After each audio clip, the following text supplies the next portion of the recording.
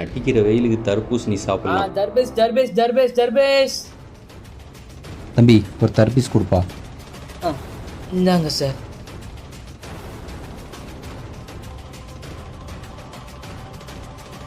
அதிகாரி வரை வந்திருக்காரு. என்ன நடக்க போறது தெரியல. கடவுளே நீதான்ப்பா காப்பாற்றணும்.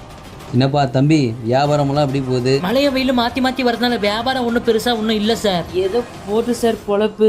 அதான் இதை நம்பி தான் சார் இருக்கேன். தம்பி எங்கப்பா போடுறது? சார் நீங்கள் இங்கே வச்சிருங்க சார், நான் போய் போட்டுறேன் சார். இதுக்குள்ளையா? இந்த இடத்துல குப்பை தொட்டி? Okay sir. எவ்வளோ ஆச்சுப்பா?